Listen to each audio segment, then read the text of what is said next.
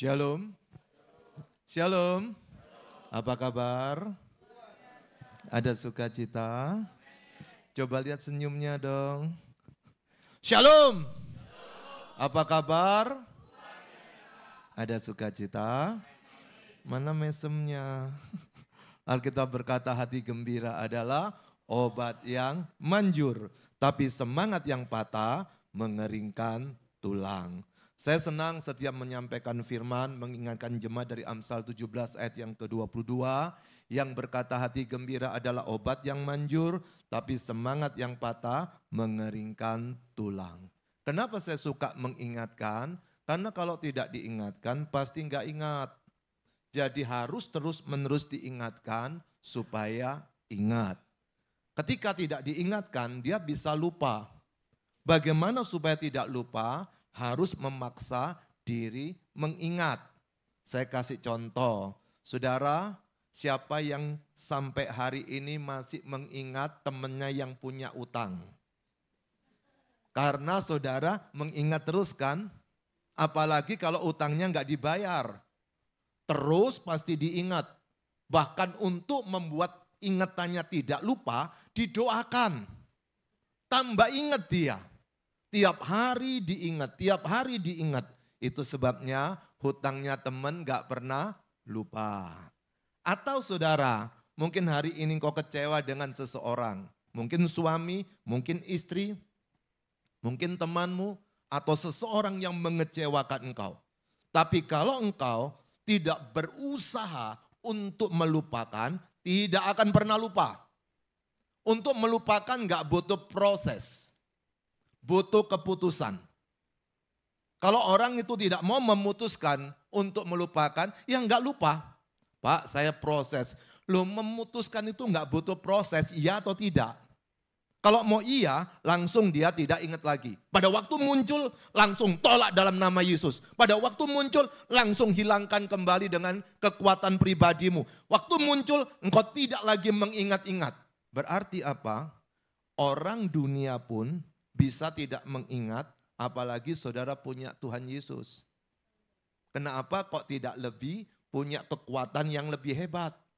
Hari ini saya tidak tahu masalah apa yang sedang Bapak Ibu saudara hadapi. Tapi mumpung di dalam suasana Natal, mumpung belum lupa, saya ucapkan selamat Natal. Untuk Bapak Ibu sekalian, tahun 2024. Karena siapa tahu ini perjumpaan kita yang terakhir. Bukan saya yang dipanggil duluan, bisa jadi Bapak Ibu juga. Jadi kita sama-sama antri panggilan. Makanya sesama orang yang antri panggilan gak usah ngamuk-ngamuk.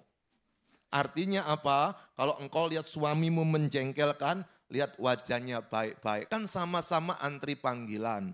Jadi artinya ada waktunya kita akan ditolong Tuhan. Mungkin dia dipanggil lebih dulu. Tetapi ingat saudara, bukan itu tujuannya. Tapi tujuannya adalah untuk supaya kita memiliki hati gembira. Ketika engkau memiliki hati gembira, maka suasana Natal ini akan menolong kita melihat hidup yang lebih baik. Dan saya ucapkan juga selamat tahun baru 2025. Tahun 2025 sama aja kayak 2024. Nanti ada kobongan, 2024 ya ada kobongan. Tahun 2024 ada perceraian, di tahun 2025 ya ada perceraian. Santai aja. Pada 2024 ada orang sakit, 2025 juga orang sakit. Artinya adalah nggak ada masalah, biasa-biasa. Siapa di sini yang lahir bawa uang? Nggak ada yang lahir bawa uang kan? Tiba-tiba suatu hari dikasih uang. Nanti tahun yang akan datang uangnya diambil Tuhan. Suatu hari engkau punya orang yang engkau cintai.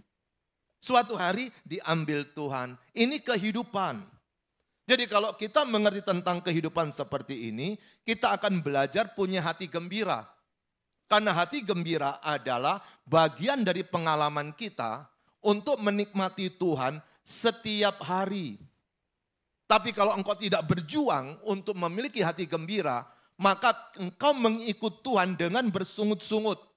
Engkau dengan mencucu, sakit hati. Kenapa kita mau berubah? tunggu sampai tahun 2025. Saya teringat dengan apa kata Ratapan pasal 3, bisa dimunculkan. Ratapan pasal 3 ayat 22 dan 23, ini bukan firmannya, tapi kita lihat dulu Ratapan pasal 22, pasal 3 ayat 22 dan 23. Itu tentang tak berkesudahan, kasih setia Tuhan. Tak habisnya rahmatnya setiap hari. Selalu baru, artinya apa? Setiap hari, tiap pagi ada sesuatu yang baru. Apa itu? Besar kesetiaan Tuhan. Jadi saudara, orang Kristen itu tak perlu menunggu sampai tahun depan. Karena saudara tahu, tiap hari engkau bangun sesungguhnya adalah kasih setia Tuhan menyertai kita, senantiasa baru, selalu baru setiap hari. Kembalikan lagi ke PowerPoint. Kecapean nyari ratapan, saya tahu memang susah ayat ini untuk ditemukan di dalam Alkitab. Kecuali yang biasa meratap akan menemuinya. Oke, itu nanti Anda catat sendiri Ratapan pasal 3 ayat 22 dan 23. Selalu baru setiap hari. Amin. Jadi jangan tunggu sampai tahun depan baru saudara punya program baru. Tetapi belajarlah untuk memiliki program baru setiap hari.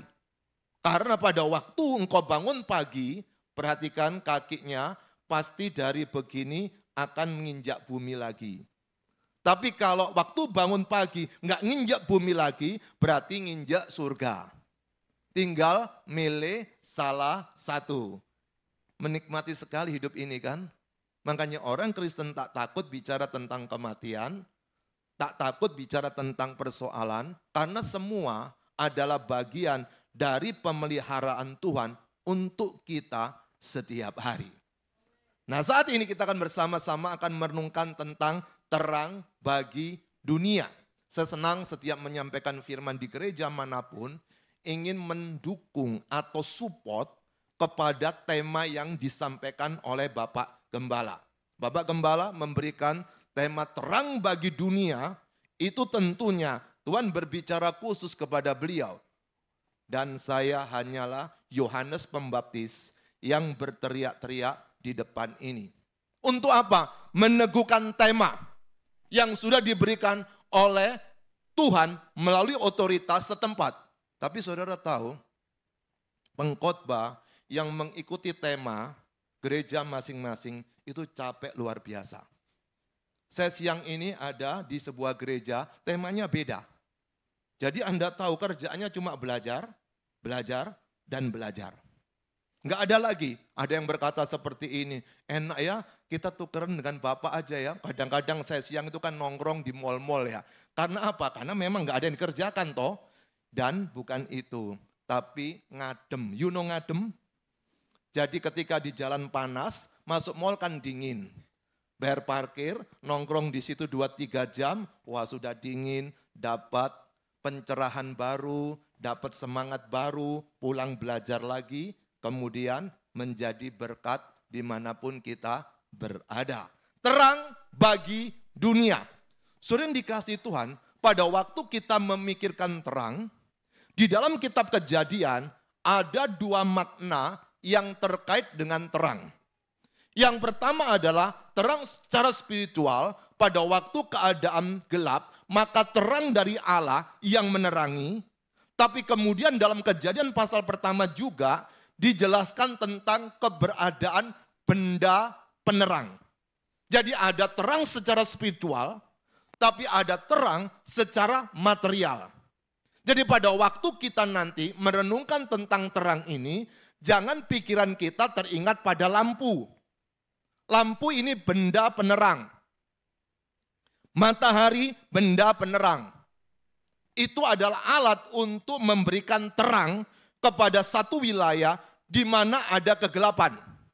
Saudara, Tuhan Allah itu pintar. Kemudian ketika diciptakan terang, maka ada siang dan malam. Dan seorang profesor berkata begini, gara-gara ada terang, maka kita ada jadwal tidur. Coba bayangkan kalau enggak ada terang, jadwal tidurnya korat-karit. You know korat-karit? Morat-marit. Apa artinya? Kalau enggak percaya, saudara siapa di sini pernah bangun sore, ini karena tidur siang, bangun sore Anda bingung, ini pagi, subuh, atau mau maghrib? Siapa pernah ngalami seperti itu? Anda bangun bingung, ini sesungguhnya pagi atau sore? Atau engkau bangun pagi, tiba-tiba kaget, ini sekarang ini sore atau pagi? Maka pada waktu ada benda penerang, lalu kemudian diberikan jam, disitulah muncul ukuran-ukuran untuk menjelaskan tentang adanya sesuatu yang menerangi untuk menutup sebuah kegelapan. Saya beri contoh, ada seekor jenis ikan namanya blind fish. Ikan ini berada di laut yang paling dalam, itu bisa berkilometer ke bawah, di bawah samudra. Selain sudah paling dalam, tetapi dia juga ada di dalam gua. Anda bayangkan betapa gelap gulitanya. Siapa di sini penyelam?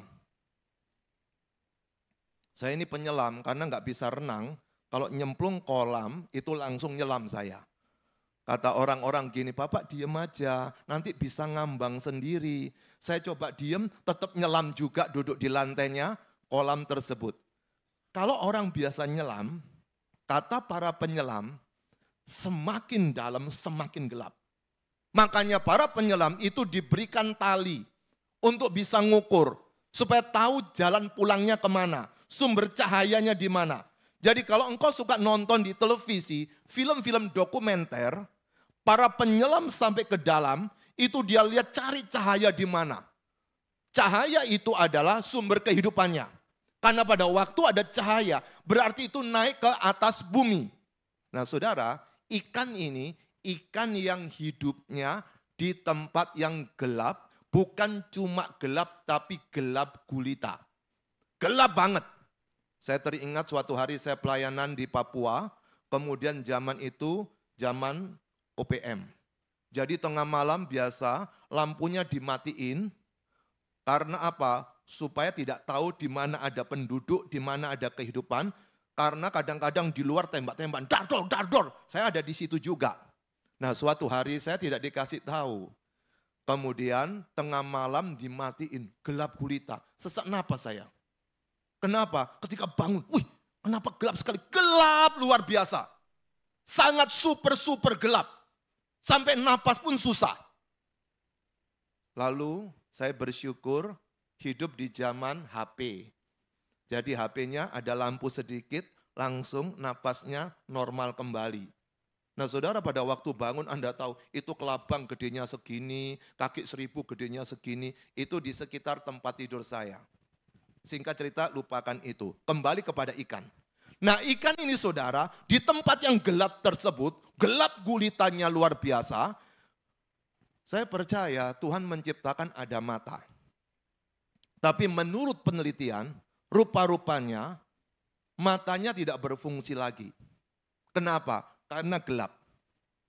Karena gelapnya luar biasa, sangat super gelap, maka mata yang biasanya bisa meresponi kalau ada terang, kalau nggak percaya coba ini gelap kan, tutup semua gelap, Anda punya panca indera namanya mata nggak bisa lihat apa-apa. Karena apa? Karena kita tidak tahu benda itu di mana, kursi itu di mana, kursi pun nggak kelihatan. Itu sangat terlalu gelap. Kalau Anda biasa tinggal di desa, kemudian tanpa bintang, tanpa bulan, kemudian kau jalan tengah malam, kemudian hutannya rindang luar biasa, tidak bisa kita melihat satu pengharapan di situ. Kita ke arah mana? Tujuannya kemana? Tetapi ingat, orang-orang yang tinggal di suku-suku tertentu, dia tahu jalan pulangnya. Kembali kepada ikan ini. Saudara tahu, si ikan ini di tempat yang begitu gelapnya luar biasa, maka menurut penelitian, sampai panca inderanya penglihatan, itu tidak berfungsi lagi. Kenapa? Karena sudah terbiasa hidup dalam gelap, maka pada waktu dia di dalam terang, dia akan kesulitan luar biasa. Mungkin dia akan mati. Demikian juga kita, kalau biasa di tempat yang terang, kemudian ada di tempat yang gelap, kita pun akan menderita. Nah saudara, terang bagi dunia ini bukan benda penerang. Seperti yang saya jelaskan tadi tentang ikan, tentang saya di Papua, tetapi ini tentang satu karya Allah untuk berjumpa dengan manusia. Kita kan tahu ayat yang berkata begini, karena begitu besar kasih Allah akan dunia ini, sehingga ia mengaruniakan anaknya yang tunggal. Supaya setiap orang yang percaya kepadanya tidak binasa, melainkan beroleh hidup yang kekal. Amin. Nah saudara tahu, bukan karena orang tidak percaya Yesus, dia ke neraka. Dengar baik-baik. Bukan karena orang tidak percaya Yesus, dia ke neraka. Dengar pelan-pelan ya. Sekali lagi. Kan kita seringkali berkata begini, kamu kalau enggak percaya Yesus, kamu pasti ke neraka. Tapi saya beritahu, bukan karena tidak percaya Yesus, orang ke neraka. Sekarang pertanyaannya, mengapa orang pergi ke neraka? Karena dosa. Mulai hari ini jangan berkata kepada orang-orang Tuhan tidak adil, milih saya kenapa enggak milih yang sana. Milih saya kenapa enggak milih yang situ. Seringkali kan kita suka berdebat. Kalau memang Allah memilih, dia akan pilih kasih. Saudara, yang membuat orang ke neraka bukan karena enggak percaya Yesus, tapi karena ada dosa. Sejak Adam dan Hawa jatuh dalam dosa, maka dia terpisah dengan Tuhan Allah. Dan kita adalah keturunan dari Adam. Maka saudara, pada waktu kita keturunan daripada Adam, kita juga menikmati benih dosa tersebut. Lalu orang di luar sana berkata begini, gak masuk akal, dosa kok turunan. Sekarang saya berikan gambaran kepada saudara. Siapa di sini yang pernah melihat ibu yang melahirkan anak? Ada yang pernah lihat? Atau saudara ngalami sendiri ya? Oke. Saudara, pada waktu lihat seorang istri melahirkan, pada waktu mencungungin wut gini, lalu Anda langsung lihat. Apa yang Anda pikirkan? Anaknya mirip tetangganya atau mirip pacarnya? Mantan pacarnya, bukan pacarnya, mantan pacarnya. Siapa yang di sini pada waktu lihat, ya ampun, anakmu kayak tetangga sebelah ya. Ada yang berkata begitu? Enggak kan? Pasti diingat-ingat milik papanya atau mirip mamanya. Rupa-rupanya, penampilan fisik itu juga adalah turunan. Sekarang saya tingkatkan lagi. Siapa di sini pernah melihat suami istri yang bertengkar seperti ini? Gobloknya mirip awakmu yo. Goblok itu turunan juga. Jadi kalau orang tua, saya ngomong kasar pakai goblok, untuk menjelaskan kepada kita, karakter seseorang itu pun turunan dari orang tuanya juga. Jadi saudara tahu, makanya jangan suka goblokin orang atau goblokin anak. Kalau Anda suka goblokin anak, itu kan keturunan juga. Berarti sumbernya kan juga seperti itu. Jadi saudara, wajah kita itu mirip dari orang tua. Intelektual kita juga mirip. Karakter, pemalas. Iki muales sih ampun-ampun, coba selidiki. Mana yang malas papa mama atau opa oma? Pasti ada sumbernya. Jadi baik itu karakter, baik itu fisik, baik itu intelektual seseorang, semuanya adalah turunan. Lalu kenapa kok dosa dikecualikan? Jadi dosa pun juga turunan. Maka kalau ada orang yang bertanya tentang nggak masuk akal dosa turunan, ceritakan lebih dulu tentang apa makna turunan tersebut. Jadi kalau dosa memang dosa turunan, berarti pada waktu Adam terpisah dari Allah, maka semua keturunan Adam itu akan terpisah dari Allah secara otomatis. Saya mau tanya sekarang, di sini ada yang bukan keturunan Adam? Mungkin dari luar angkasa, planet Mars, Jupiter, Pluto, Neptunus, ada? Enggak ada kan? Berarti semua adalah keturunan Adam. Yaitu yang terpisah dari Tuhan Allah. Pada waktu terpisah dari Tuhan Allah begitu mengasihi manusia. Pada waktu dia mengasihi manusia, dan Tuhan Allah tahu manusia tidak mungkin mencari dia. Karena manusia sudah terpisah dari Tuhan Allah. Di dalam bahasa lain, manusia hidup dalam kegelapan, maka perlu ada terang yang turun untuk menerangi yang gelap. Jadi saudara, Yesus turun ke dalam dunia, disebutlah aku terang dunia, bukan melengkapi sudah ada terang sedikit-sedikit, enggak ada. Gelap gulita. Pada waktu gelap gulita, orang masih bisa berusaha, masih. Tapi dia tidak tahu arahnya kemana. Tapi manusia masih punya cara untuk beradaptasi, tapi dia tidak tahu caranya kemana. Coba bayangkan kalau dunia ini gelap gulita. Anda nggak akan lihat mall. Anda tidak akan lihat makanan enak atau tidak dari warnanya, cuma dari baunya. Anda tidak mungkin mencari pasangan hidup yang cantik dan ganteng. Karena nggak kelihatan semua, bukan? Gelap gulita. Demikian juga di hadapan Tuhan, manusia itu nggak bisa lihat sinarnya Tuhan, kecuali cahayanya turun ke dalam dunia. Nah itu yang kita rayakan setiap peristiwa Natal. Nah sekarang kita kembali kepada terang bagi dunia. Next.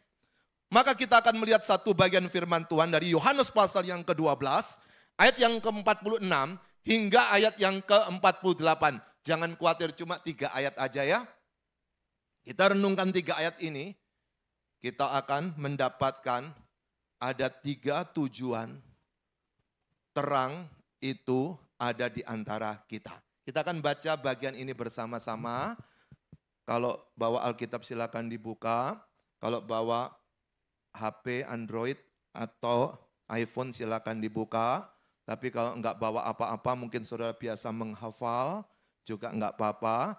Lalu sekarang kita baca bagian ini sama-sama ya. Saya undang saudara bangkit berdiri, biar emosi sama saya. Orang emosi itu supaya batal enggak jadi ngantuknya. Oke, kita akan baca bersama-sama 3 ayat ini. Siap membacanya? Amin. Yang di belakang aman Pak, Bu? Oh, puji Tuhan ya. Sekarang kita baca sama-sama. 2, 3. Aku telah datang ke dalam dunia sebagai terang, supaya setiap orang yang percaya kepadaku jangan tinggal di dalam kegelapan. Dan jikalau seorang mendengar perkataanku, tetapi tidak melakukannya, aku tidak menjadi hakimnya. Sebab aku datang bukan untuk menghakimi dunia, melainkan untuk menyelamatkannya. Barang siapa menolak aku dan tidak menerima perkataanku, ia sudah ada hakimnya. Yaitu firman yang telah kukatakan, itulah yang akan menjadi hakimnya pada akhir zaman. Amin. Silakan duduk. Dari bagian ini kita akan menemukan 3S next untuk menjawab apa tujuan terang tersebut hadir di antara kita next. Terang yang pertama saudara hadir di antara kita bertujuan untuk menyadarkan kita sadar. Perhatikan di dalam ayat yang ke-46 itu dikatakan, aku telah datang ke dalam dunia sebagai terang, supaya setiap orang yang percaya kepadaku jangan tinggal di dalam kegelapan. Yang pertama, apa respon kita? Apa tanggapan kita? Dengan tujuan terang itu turun ke dalam dunia. Yang pertama adalah sadar. Sadar tentang apa? Perhatikan di situ. Aku telah datang ke dalam dunia sebagai terang. Jadi kehadirannya adalah bukan untuk menambah penerangan. Dulu pada waktu saat ibadah tempat ini yang dulu itu agak remang-remang. Sekarang rupanya lampunya banyak sekali. Ini adalah tambahan penerangan. Tapi Yesus datang bukan menambahi sesuatu yang sudah terang, lalu kemudian ditambah untuk menjadi lebih terang. Oh bukan, tapi Yesus datang sebagai terang. Berarti apa? Pada waktu situasinya gelap, Yesus datang. Ingat ya, ini gelap bukan gelap secara benda penerang, tetapi secara kerohanian, tetapi secara spiritual. Pada waktu semua gelap, maka ketika Yesus datang, dikatakan oleh teks itu, dia datang sebagai terang. Jadi kehadirannya adalah sebagai terang. Artinya kehadirannya bukan menambah cahaya, kehadirannya bukan memperkuat cahaya yang sudah ada, tetapi kehadirannya adalah ketika semuanya gelap, dia muncul sebagai terang. Pada waktu Yesus turun sebagai terang, tentu Tuhan Allah sudah tahu bahwa manusia tidak suka dengan Tuhan Allah. Saya kasih ilustrasi aja. Kadang-kadang kita ini kan gak cinta Yesus, tapi cinta mujizatnya. Makanya engkau berdoa cuma butuh mujizatnya. Kadang-kadang kita gak cinta Yesus, tapi butuh kesembuhannya tok. Kadang-kadang kita tidak cinta Yesus, tapi ikut Yesus butuh kemakmuran. Banyak orang ikut Yesus bukan karena cinta Yesus, karena diiming-imingi surga. Makanya mau ikut Yesus. Jadi kalau orang ikut Yesus, mencintai Yesus, karena ada alasan yang didapatkan, maka dia tidak bisa menikmati terang menjadi bagian hidupnya. Karena pada waktu dia menikmati terang, dia sesungguhnya tidak ada harapan, hopeless. Dia tidak tahu apa yang akan terjadi dengan hidupnya. Tapi dia punya harapan. Ketika dia menikmati Yesus, hidupnya jadi terang. Maka kita perlu sadar, kalau hari ini Bapak Ibu Saudara, di dalam hidup Anda pernah membuka hati, mengaku dosa, menerima Yesus sebagai Tuhan dan Juru Selamat secara pribadi, hari ini beritanya adalah sadar bahwa engkau sudah punya Yesus. Tunjukkan kepada suami bahwa engkau punya Yesus. Tunjukkan kepada istri bahwa engkau punya Yesus. Tunjukkan kepada pembantu rumah tangga Anda bahwa engkau punya Yesus. Tunjukkan kepada sopirmu bahwa engkau punya Yesus. Tunjukkan kepada pegawaimu bahwa engkau punya Yesus. Tunjukkan kepada mertua besanmu. Tunjukkan kepada siapapun juga bahwa engkau punya Yesus. Pada waktu engkau menunjukkan dirimu punya Yesus, kita perlu ada kesadaran. Sadar bahwa kita sudah punya Yesus. Akibatnya apa? Tujuannya supaya setiap orang yang percaya kepada Yesus jangan tinggal dalam kegelapan. Berarti apa? Kita ada kemungkinan hidup kembali seperti masa lalu. Maka kalau hari ini kau sudah memiliki Yesus, jangan mundur kepada masa lalu. Saya senang di tempat ini yang layani anak muda semua. Saya bersyukur. Kenapa? Karena di situ sudah regenerasinya lebih cepat. Jangan tunggu sampai semua pemainnya mereka yang sudah berusia lanjut seperti saya. Kenapa saudara? Seringkali kita enggak terima, kita suka berkata, dulu aku, dulu pelayananku seperti ini. Lupakan dulu. Lihatlah hari ini dan ke depan. Anak muda ini nanti suatu hari juga akan tua. Kemudian mereka punya anak. Izinkan mereka untuk melayani. Jangan kita berkata dulu. Pernah enggak ketemu orang berkata begini? Untung aku wis tobat. Nek gak tobat tak tabui dia. Pernah ketemu begitu orang ngomong? Untung aku sudah tobat. Kalau aku enggak tobat, tak wantemi dia, tak bunuh dia, tak sikat dia. Kenapa dia ngomong seperti itu? Karena dia punya romantisme masa lalu. Dia bangga jadi penjahat. Dia senang jadi pemukul orang. Dia suka berselingkuh.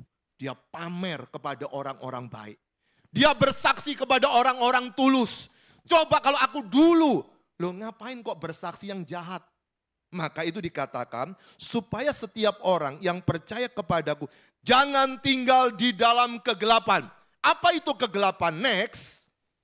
Dalam definisi Efesus pasal 4 ayat 17 sampai 19 saya mempergunakan ayat Alkitab yang terbuka. Karena itu aku katakan dan tegaskan dalam Tuhan. Jangan lagi kamu hidup, perhatikan. Jangan lagi kamu hidup seperti orang-orang tidak percaya. Kita kadang-kadang kan suka niru kayak orang-orang tidak percaya di luar sana. Ketika kita mencari rezeki, semua orang kan gini Pak. Masa kita harus berbeda Pak? Semua orang kan harus ngemplang Pak. Masa kita enggak ngemplang? Kita punya terbiasaan untuk mundur seperti orang-orang yang tidak percaya, yang hidup dengan pikiran yang sia-sia.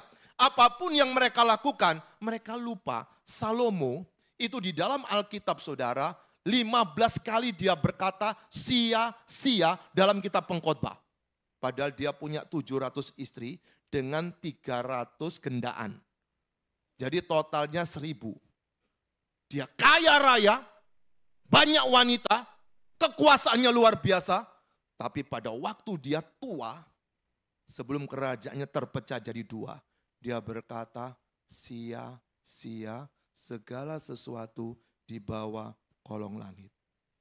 Jadi kalau hari ini engkau suka berkata kepada suami atau istri, sia-sia aku kawin be awakmu. Ingat Salomo lebih banyak kok. Jadi Salomo lebih banyak, lihat istrinya banyak ngomong sia-sia. Kalau saudara kawin baru 1 ngomong sia-sia, itu masih jarak jauh. Nggak usah ngomong sia-sia, belum pengalaman. Tapi nggak usah ngikutin pengalamannya Salomo, itu dosa. Tapi ingat, pada waktu engkau berkata sia-sia, memang semua sia-sia. Yang bilang ini bukan orang yang sekarat. Yang bilang ini bukan orang miskin. Yang bilang bukan orang tidak kaya. Dia orang kaya, punya wanita banyak. Dia menikmati kemewahan kehidupan dunia. Hedonismenya luar biasa. Tapi dia berkata sia-sia, sia-sia, sia-sia. Maka kehidupan orang di luar sana, itu perjuangannya menurut Tuhan adalah pikiran yang sia-sia. Kemudian dikatakan pengertian mereka menjadi gelap dan terpisah dari kehidupan Allah karena kebodohan yang ada di dalam diri mereka yang disebabkan oleh kekerasan hati. Ada orang berkata seperti ini, orang Kristen itu loh, masa cuma percaya Yesus bisa masuk surga? Gak masuk akal sama sekali. Pernah dengar seperti ngomongnya? Saudara jawabnya gampang. Gara-gara kamu cuma percaya kepada Yesus bisa ke surga, itu perkara yang sulit. Gak gampang. Masa gak gampang Pak? Cuma percaya sudah selamat Pak? Sulit. Apa sulitnya? Buktinya kamu gak mau percaya kan? Kamu gak mau percaya kan? Jadi kalau Anda melayani seseorang nanti, sadarkan dia bahwa engkau punya hati yang keras disebabkan oleh kekerasan hati. Perasaan mereka telah menjadi tumpul, tidak ada perasaan. Jadi kalau hari ini saudara lihat betapa anak bunuh orang tua bunuh anak, itu biasa. Makanya semakin kau cinta Tuhan, orang Kristen gak kagetan, gak gumunan, gak dikit-dikit bilang akhir zaman nanti. Biasa, kenapa? Perasaan mereka menjadi tumpul. Dan mereka menyerahkan diri kepada hawa nafsu untuk melakukan segala macam kecemaran dengan keserakahan. Maka pada waktu kita tahu tentang kegelapan ini, maka Rasul Yohanes berkata, jangan kita hidup dalam kegelapan. Mungkin hari ini kau dilukai seseorang. Mungkin hari ini kau dikecewakan seseorang. Ada lagu Runtuh atau siapa itu yang sangat keren hari ini ya, Runtuh ya. Ya siapa penyanyinya? Ya Pak? Febri ya. Febri Putri. Nah itu kenal sekali dia. Itu lagunya keren, Runtuh. Itu psikologinya tingkat tinggi. Maka dari itu orang hari ini berkata, aku terluka. Pada waktu engkau terluka, engkau berjuang untuk menghadapi hidup. Itu orang di dunia bisa ngomong seperti ini. Tapi ingat kekristenan bukan cuma seperti itu. Kita punya harapan. Tapi kadang-kadang kita tidak sadar. Tapi yang kedua saudara, apa tujuan daripada terang itu hadir di antara kita? Next. Semangat. Dan jikalau seorang mendengar perkataanku, tetapi tidak melakukannya. Perhatikan, seseorang mendengar perkataanku, tidak melakukannya. Dia sudah dengar, tapi tidak melakukannya. Aku tidak menjadi hakimnya. Sebab aku datang bukan untuk menghakimi dunia, melainkan untuk menyelamatkannya. Saudara, manfaat firman Allah itu mengajar, menyatakan kesalahan, memperbaiki kelakuan, memimpin orang dalam kebenaran. Jadi kalau ada seseorang sudah menerima Yesus sebagai Tuhan dan Juru Selamatnya secara pribadi, maka Yesus berkata di situ, dia tidak sedang menghakimi dia. Orang yang sudah memiliki Yesus itu ada jaminan keselamatan. Dia pasti akan diselamatkan. Tetapi ada persoalan, orang tersebut tidak lagi mendengar dan tidak melakukannya. Itu ada kaitannya dengan mahkota, ada kaitannya dengan pahala, ada kaitannya dengan upah. kita boleh bekerja baik. Di gereja ini engkau boleh pelayanan. Tetapi ingat, kalau engkau masih hidup dalam dosa, suatu hari ketika engkau bertemu dengan Tuhan, maka engkau akan dipermalukan karena engkau tidak mendapatkan mahkota apa yang engkau kerjakan. Jadi orang Kristen berbuat baik bukan untuk menjamin tambah selamat, oh tidak. Orang Kristen dia berbuat setia, dia berbuat jujur, bukan untuk menolong Tuhan menikmati terang tersebut. Kita ini menikmati terang dalam kegelapan, tidak bisa lakukan apa-apa. Tapi pada waktu terang itu kita terima, kita punya kekuatan. Tetapi kita kadangkala masih suka hidup di masa lalu. Karena kita korban dari seseorang yang jahat. Mungkin kau pernah dibully, pernah dikecewakan, pernah disakiti. Ingin balas dendam itu bisa muncul. Tapi firman Tuhan berkata, kalau kamu nanti sudah percaya Yesus, tapi engkau tidak mau melakukan firman-Nya, Tuhan tidak akan menghakimi dia. Karena apa? Karena jaminan untuk menikmati terang itu enggak bisa terang gelap, terang gelap, terang gelap. Tidak. Ketika seseorang memiliki Yesus itu ada jaminan. Tetapi ingat, ketika dia sudah memiliki Yesus, jangan coba-coba dia berbuat dosa. Karena ingat, akan ada sanksinya. Adam dan Hawa diampuni dosanya. Sanksinya dia diusir keluar dari Taman Eden. Maka yang kedua, sebagai orang Kristen, tetap semangat untuk hidup kudus. Tetap semangat engkau melayani Tuhan. Tidak usah iri hati kepada apa kata orang. Ketika engkau semangat menikmati apa yang Tuhan sudah kerjakan, engkau bersyukur terang itu sudah engkau miliki. Jangan kembali hidup dalam kegelapan. Amin. Dan S yang ketiga. S pertama tadi apa? Sadar. S kedua, semangat. Sadar enggak semangat, enggak akan tunjukkan produktivitas kita. Sadar, semangat. Tapi terakhir ketiga, next, yaitu saksi. Ketika engkau menikmati terang, apa tujuannya? Engkau harus tunjukkan kepada orang-orang, engkau adalah pemilik terang itu. Engkau harus bersaksi, dikatakan di sini.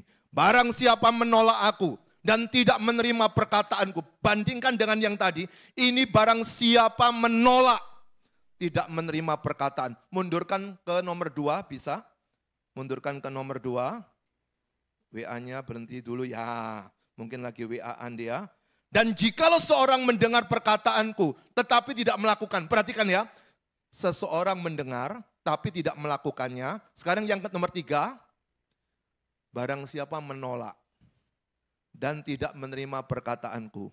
Ia sudah ada hakimnya, yaitu apa? Firman yang telah kukatakan, itulah yang akan menjadi hakimnya pada akhir zaman. Nanti pada waktu Yesus datang, ada pengadilan, kursi surga itu, pintu surga terbuka. Maka di saat yang bersamaan ada bema, kursi pengadilan Kristus, setiap orang akan dihakim di situ. Dan di situ mereka akan dipermalukan ketika dia tidak melakukan kebaikan, maka yang nomor 2 tadi terkait dengan mahkota. Tetapi yang ini terkait dengan pengadilan terakhir. Orang yang tidak ikut pengadilan ini akan diadili yang terakhir, maka orang tersebut akan binasa selama-lamanya. Sekarang tugas kita adalah apa? Menjadi saksi kepada orang-orang itu. Beritakan Yesus kepada orang yang pernah melukaimu.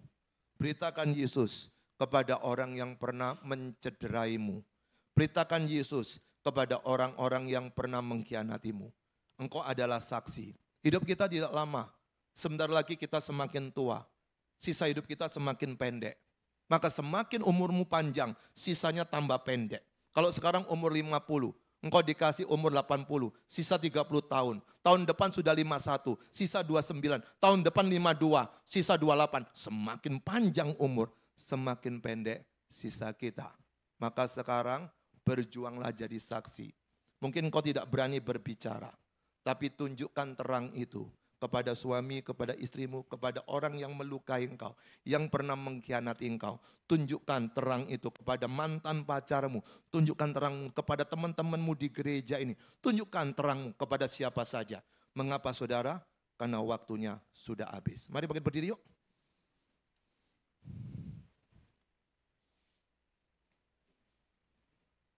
Saudara, silakan kau tunjukkan terang kepada siapapun, karena kita selama di dunia, waktunya terbatas. Seperti firman Tuhan hari ini, waktu pun akan memisahkan kita. Tapi hari ini kita merenungkan 3 S. S pertama tadi apa? Sadar. S kedua apa?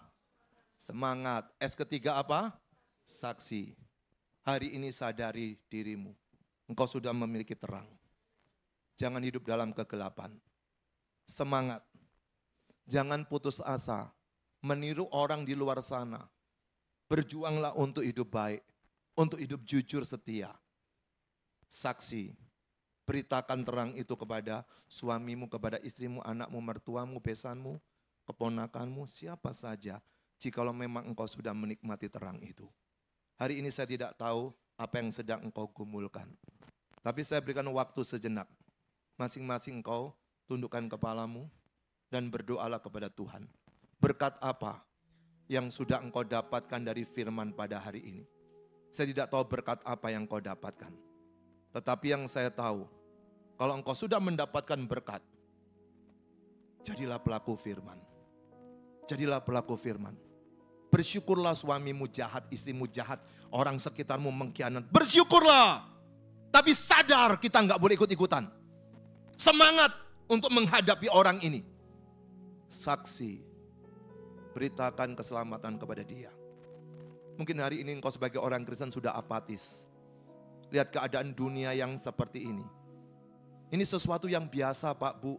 Dari dulu ya seperti ini. Pemerkosaan seperti ini. Pembunuhan seperti ini. LGBT seperti ini. Perampokan seperti ini.